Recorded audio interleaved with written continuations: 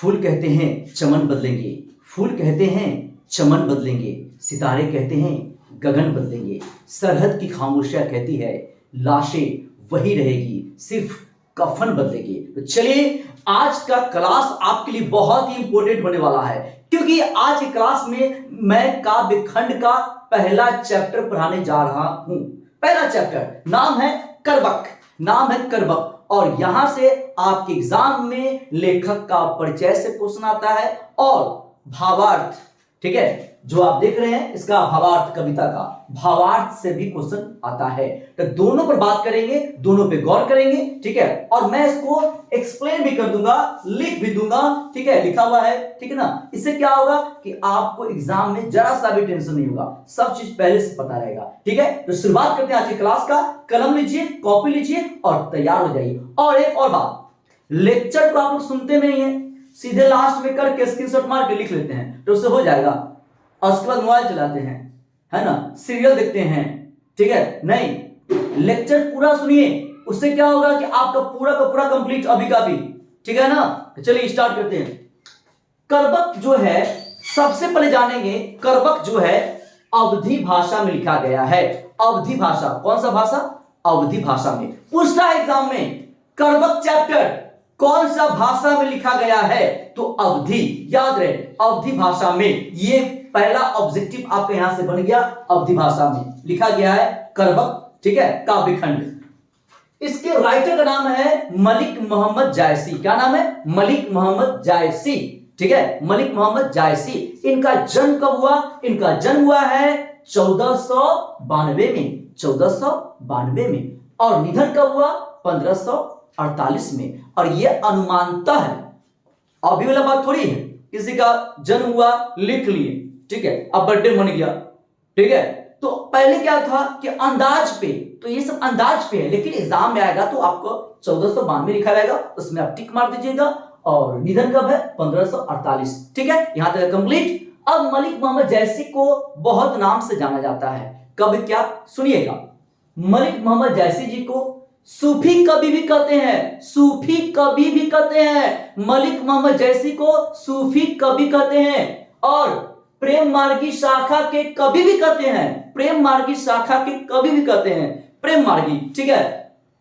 इनको फकीर भी कहा गया है, इनको फकीर भी कहा गया है, प्रेम के पीर भी कहा गया है, प्रेम के पीर भी कहा गया है इनको।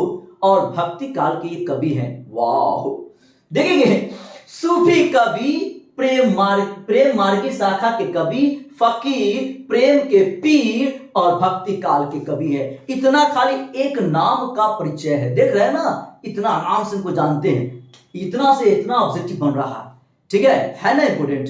चलिए, निवास स्थान जायस जगह का नाम है, कब्र अमेठी उत्तर प्रदेश। एक बात बताइए, जायसी का नाम में ही जायस लगा हुआ है, जायस, तो जयसी का घर, जयसी के गांव का नाम जायस, ठीक है। और जैसी मुसलमान है तो उसका कब्र होगा, तो कब्र अमेठी याद कर लेंगे, कब्र अमेठी, कब्र अमेठी। कहां पड़ता? उत्तर प्रदेश में। कहां पड़ता है? उत्तर प्रदेश में, ठीक है। अब जो है पिताजी का नाम मलिक शेख ममरेज, मलिक शेख ममरेज, पिताजी का नाम मलिक शेख ममरेज, पिताजी का नाम है मलिक शेख ममरेज। और उन्हीं का एक और नाम है मलिक राजे अशरफ। वाओ, मलिक शेख ममरेज, मलिक शेख ममरेज और मलिक राजे अशरफ, दोनों में मलिक मलिक लगा हुआ है, तो मलिक को काट दीजिए, मलिक हमको याद हो गया, मलिक, ठीक है। शेख ममरेज और राजे अशरफ, तो मलिक शेख ममरेज और मलिक राजे अशरफ, ठीक है, इन्हीं का दोनों नाम है, ठीक है। गुरु जी का नाम, इनके गुरु का नाम सूफी संत शेख मुहिदी, सूफी संत शेख मुहिदी, सूफी संत शेख मुहिदी और सैयद अशरफ जहांगीर। देखिए, सूफी संत तो ऐसे भी आपको याद होता है ना, बोलते हैं हाँ भाई ये सूफी संत हैं, सूफी संत हैं, तो सूफी संत याद हो गया। शेख है ये शेख है, ठीक है, शेख है ये, देखिए इनके पिताजी के नाम में भी शेख लगा हुआ है, ठीक है, शेख लगा हुआ है, ठीक, आगे मुहिदी लास्ट में है, तो सूफी संत शेख मुहिदी और सैयद अशरफ जहांगीर याद हो गया। दो इनका गुरु का नाम, दो गुरु का नाम, इनका दो गुरु है, दोनों गुरु का नाम है आपका है सूफी संत शेख मुहिदी और सैयद अशरफ जहांगीर। इनका व्यक्तित्व कैसा था, ठीक है। तो जायसी कुरूप और काने थे, जायसी बेचारे कुरूप थे और काने थे। चेचक होने के कारण उनका चेहरा बदसूरत हो गया था और बाईं आंख और कान से वंचित थे।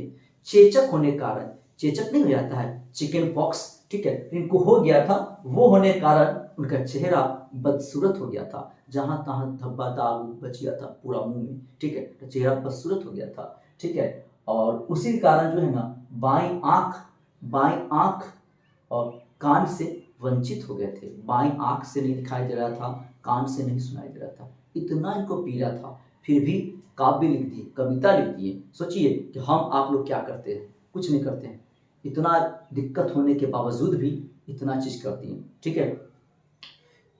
तो इनका मतलब कुरूप थे, काने थे, चेचक के कारण इनका चेहरा बदसूरत हो गया था और बाईं आंख और कान से ये वंचित थे, ठीक है। कृतियां इनका क्या क्या था, पद्मावत, अखरावट, पद्मावत, अखरावट, आखिरी कलाम, चित्ररेखा। फिर से इनका पद्मावत, अखरावट, आखिरी कलाम, चित्ररेखा, कहरनामा, मसलानामा, होलीनामा। नामा जहां रहेगा मतलब कौन लिखे हैं, मलिक मोहम्मद जायसी जी लिखे हैं। देखिए कहरनामा, मसलानामा, होलीनामा, ऊपर से देख लीजिए पद्मावत, अखरावट, वट लगा हुआ है ना, आखिरी कलाम, चित्ररेखा, ठीक है। तो ये इनका कृतियां हैं लिखा हुआ, ठीक है, याद कर लेंगे इसको आप लोग, बहुत इजी था। अब आते हैं मेन मुद्दा पर, अब आते हैं कविता के लाइन पर, ठीक है। चलिए पहला, एक नैन कवि मोहम्मद गुनी, सोई बिमोहा जे कभी सुनी। वाह, एक नैन कवि मोहम्मद गुनी, सोई बिमोहा जे कभी सुनी। मतलब भावार्थ देखिए इसका, एग्जाम में भावार्थ लिखना होता है। प्रस्तुत लिखने का तरीका क्या होगा, सुनिए, प्रस्तुत पंक्ति, सामने जो आपका प्रस्तुत है जो पंक्ति, तो क्या लिखेंगे, प्रस्तुत पंक्ति। मलिक मोहम्मद जैसी द्वारा रचित महाकाव्य पद्मावत से लिया गया है। कहां से लिया गया है, पद्मावत से लिया गया है, और पद्मावत से लिया गया है, जिसमें कवि कहते हैं कि एक नैन के होते हुए भी जैसे क्या है, गुणवान है, टैलेंटेड है, गुणवान है, गुणी है। एक नैन होते हुए भी मलिक मोहम्मद जैसी क्या है, गुणवान है, गुणी है, उनको बहुत ज्ञान है, एक आंख के होते हुए भी, ठीक है। और क्या बोल रहे हैं, जो भी उनका काव्य सुनता है वह मोहित हो जाता है, जो भी उनका काव्य सुनता है वह मोहित हो जाता है, उनका फैन बन जाता है, ठीक है। मतलब कहता है कि क्या भाई, क्या कविता है, सब फैन बन जाता है उनका, ठीक है, जो भी उनका काव्य सुनता है, ठीक है। इसका भावार्थ आपका ये रहा, ठीक है, लिखा भी हुआ है, भूल जाइए, एक बार पढ़ लीजिएगा, ठीक है। दूसरा नंबर में, चांद जैस जग विधि अवतारा, दिन कनक किन्हीं उजियारा। वाह, भावार्थ, प्रस्तुत पंक्ति, फिर लिखेंगे प्रस्तुत पंक्ति, ये तो लिखना ही पड़ेगा, हर मतलब कविता में ऐसा लिखना पड़ेगा। प्रस्तुत पंक्ति मलिक मोहम्मद जैसी द्वारा रचित महाकाव्य पद्मावत से लिया गया है, जिसमें कवि कहते हैं कि, क्या कहते हैं, सुनिए, ईश्वर ने उन्हें चंद्रमा की तरह इस धरती पर उतारा है। ईश्वर ने उन्हें, गॉड ने उन्हें चंद्रमा की तरह, है ना, धरती पर इनको भी उतारा है, ठीक है। लेकिन जैसे चंद्रमा में कमी है, वैसे ही कवि में भी कमी है ना, कवि में भी कमी है, फिर भी कवि चंद्रमा की तरह अपने काव्य की प्रकाश पूरे संसार में फैला रहे हैं। चंद्रमा का तुलना इनसे किया गया है, किनसे, मलिक मोहम्मद जैसी की आंख से किया गया है, ठीक है। बोले जैसे चंद्रमा को उतारा गया है, वैसे ही इनको भी उतारा गया है, मलिक मोहम्मद जैसी को भी। जैसे चंद्रमा में भी कमी है, चंद्रमा में भी दाग है, वैसे इनमें भी कमी है, इनका एक आंख से वंचित है, ठीक है। तो मतलब फिर भी चांद में दाग है, फिर भी पूरे संसार में रोशनी फैला रहा है। चांद में कमी है, फिर भी वो पूरे संसार को प्रकाश दे रहा है। वैसे ही जैसी जी में भी कमी है, फिर भी वो चंद्रमा की तरह अपने काव्य की रोशनी, काव्य की प्रकाश पूरे संसार में फैला रहे हैं। वाह, क्या लाइन था ये, अगला थर्ड में आइए, एक नैन जस दर्पण और ते ही निर्मल भाव, सब रूप बंद गही मुख जब ही कही चाऊ। हाँ, भावार्थ क्या करता है, प्रस्तुत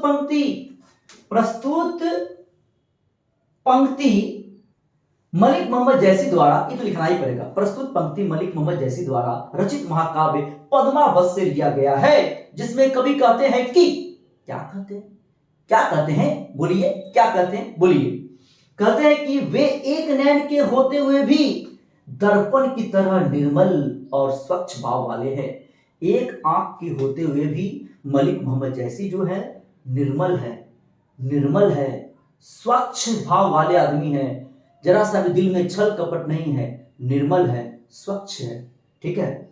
और उनकी इसी गुण की वजह से बड़े बड़े रूपवान लोग उनके चरण पकड़कर कुछ पाने की इच्छा लिए उनके मुख की तरफ ताका करते हैं। मतलब एक आंख के होते हुए भी है ना, ठीक है, वो दर्पण की तरह है ना, निर्मल स्वच्छ आदमी है, साफ दिल का आदमी है, ठीक ना। उनकी इसी गुण की वजह से बड़े बड़े रूपवान लोग, बड़े बड़े हैंडसम लोग है ना, इनके चरण पकड़कर और इनके मुंह की तरफ ताका करते हैं कि कुछ ज्ञान हमको दे दीजिए। हैंडसम आदमी, रूपवान आदमी है ना, इनकी तरफ ताका करते हैं, इनको चरण पकड़ लेते हैं और बोलते हैं कुछ ज्ञान हमको दे दीजिए, ठीक है। देख रहे हैं ना, मतलब एक आंख एक कान के नहीं होते हुए भी अच्छे सुंदर लोग इनकी तरफ ताका करते हैं कुछ ज्ञान के लिए। फॉर में औ मन जानी कबित उस किन्हा, मकुय रहे जगत मह चिन्हा, कहाँ सो रतन सेनी उस राजा, कहाँ सुबह असी बुद्धि उपराजा, कहाँ अलाउद्दीन सुल्तानु, कहाँ राघव जय किन बखानु, कहाँ सूर्प पद्मावती रानी, कोई न रहा जग रही कहानी। क्या कर रहा है भावार्थ में, प्रस्तुत पंक्तियां मलिक मोहम्मद जैसी द्वारा रचित महाकाव्य पद्मावत से लिया गया है, जिसमें कवि कहते हैं कि, क्या कहते हैं भाई, मैंने इस काव्य की रचना यह जानकर की कि मेरे न रहने के बाद इस संसार में मेरी आखिरी निशानी यही हो। मतलब ये सोचकर, ये जानकर मैंने इस काव्य की रचना की कि मैं अगर नहीं रहूंगा ना दुनिया में, तो मेरी आखिरी निशानी जो है ना, यही रहेगा जो अभी हम लिख रहे हैं, ठीक ना। क्यों लिख रहे हैं भाई, तो अब न वह रतन सेन है और न वह रूपवती पद्मावती, न बुद्धिमान सुआ है। बोल रहे हैं कि अब रतन सेन राजा न रहे, मर गए।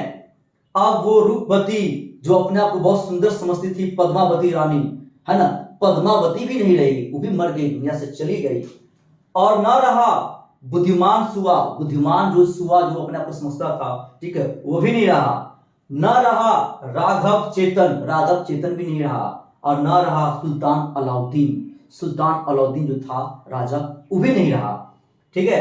इनमें से कोई भी नहीं है, लेकिन उनकी कहानी, उनके यश के चर्चे, उनकी कहानी, उनके काम के चर्चे दुनिया उनको याद करती है, जग में रह गई, उनकी क्या कहानी रह गई, उनका यश रह गया, उनका किया वो काम रह गया, ठीक है, क्योंकि आज हम लोग पढ़ रहे हैं, उनके बारे में जान रहे हैं, ठीक है। तो इसलिए जो करबक के जो कवि जो हैं मलिक मोहम्मद जैसी, इसलिए ये काव्य को रचते हैं, ठीक है। तो वीडियो कैसा लगा, पहले स्क्रीनशॉट लिया जाए, पहले स्क्रीनशॉट। चलिए, तो आज का वीडियो कैसा लगा कमेंट में जरूर बताएंगे, और वीडियो को शेयर करना बिल्कुल नहीं भूलेंगे, क्योंकि आप देख ही रहे हैं कितना लिखना पड़ता है, कितना समझाना पड़ता है, कितना जोर से बोलना पड़ता है, ठीक है। तो वीडियो को शेयर करिए। हर क्लास में, आपका साइंस में केमिस्ट्री क्लास हो, फिजिक्स क्लास हो, मैथ क्लास हो, कॉमर्स हो, बायो हो, आर्ट्स क्लास हो, कहीं भी जाइए, चैनल के बारे में बात करिए, वीडियो शेयर करिए, ठीक है। तो जलने को आग कहते हैं, बुझने को राख कहते हैं। जलने को आग कहते हैं, बुझने को राख कहते हैं, गार्डन को बाग कहते हैं, और इस राख से बने हुए बारूद को इस्तियाज कहते हैं।